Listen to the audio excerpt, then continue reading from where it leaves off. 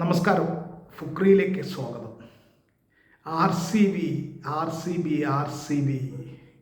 I P എല്ലിലെ ഇത്തവണത്തെ തുടക്കം അതിഗംഭീരം. സിക്സർ പെരുമഴ. എന്തൊരു കളിയാണ് RCB കളിച്ചത്. വെറും 15.4 ഓവറിൽ 202 റണ്ണിൻ്റെ വിജയലക്ഷ്യം നേടിയെടുത്തു RCB. അനായാസം ആ ഒരു പോക്ക് തന്നെ. 4 ഓവറിൽ 50 റണ്ണ്, ആദ്യത്തെ 4 ഓവറിൽ 50, 6 ഓവറിൽ 76, 11.3 ഓവറിൽ 150, 15.4 ഓവറിൽ 202. ആ പോക്ക് കണ്ടോ? ആ പോക്ക് ഇങ്ങനെ അങ്ങ് പോവുകയാണ്.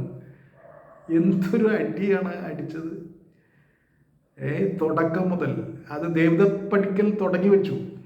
ദേവദത്ത് പടിക്കൽ അടിച്ച് മിന്നിച്ച് കളഞ്ഞു. 61 റണ്ണെടുത്ത് ദേവദത്ത് പടിക്കൽ ഔട്ടായപ്പോൾ പതുക്കെ കോഹ്ലി തുടങ്ങി. അതിനിടയ്ക്ക് വന്ന ക്യാപ്റ്റൻ രജിത് പട്ടിദാർ മിന്നുന്ന വേഗതയിലാണ്. വെറും 12 ബോളിലാണ് 30 റൺ അടിച്ചത്. പിന്നെ കോഹ്ലിയുടെ അഴിഞ്ഞാട്ടായിരുന്നു. 69 റണ്ണുമായി പുറത്താകാതെ നിൽക്കായിരുന്നു കോഹ്ലി.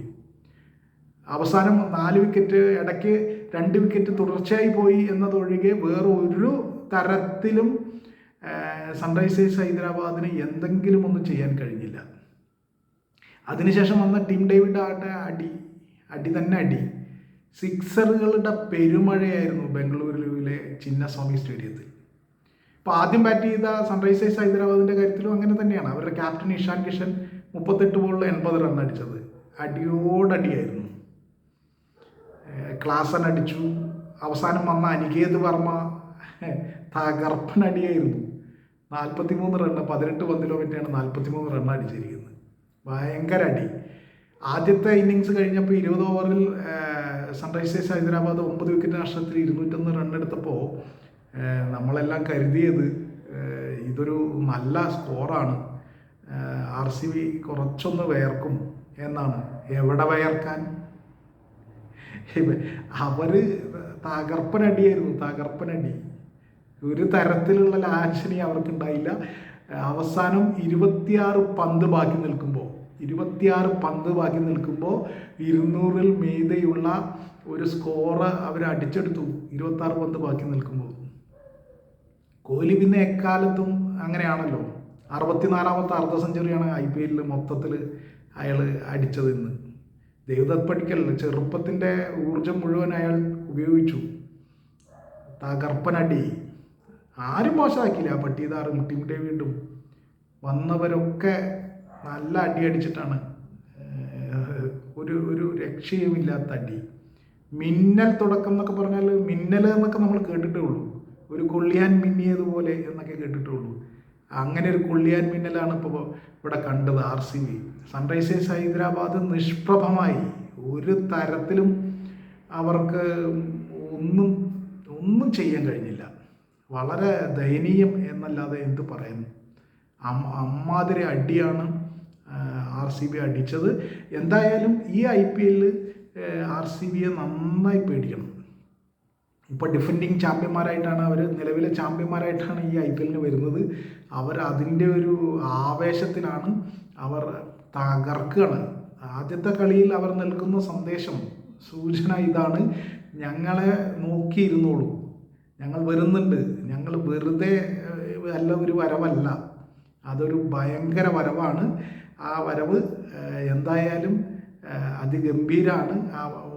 ഒരു നിവൃത്തിയില്ല. അവരുടെ ഇപ്പോൾ ബൗളിങ് നോക്കൂ.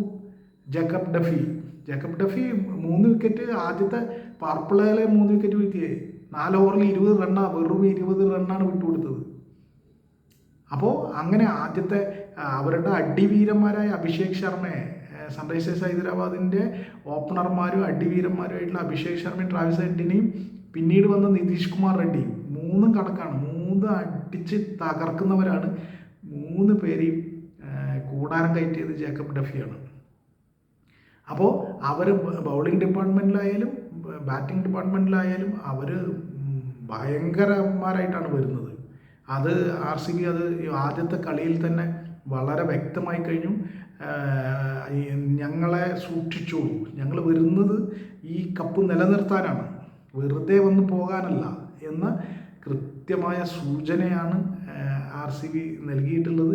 ആർ സി ബിയുടെ മൊത്തം എല്ലാ ഡിപ്പാർട്ട്മെൻറ്റുകളും എടുത്തു നോക്കിയാൽ അറിയാം, അവർ വളരെ ക്ലിനിക്കലായിട്ടാണ് ഈ കളി ജയിച്ചത്. ക്ലിനിക്കൽ, അബ്സല്യൂട്ട്ലി പ്രൊഫഷണൽ, അത്രയും ക്ലിനിക്കലായിട്ട് അവർ കളി അങ്ങ് തീർത്തു കൊടുത്തു.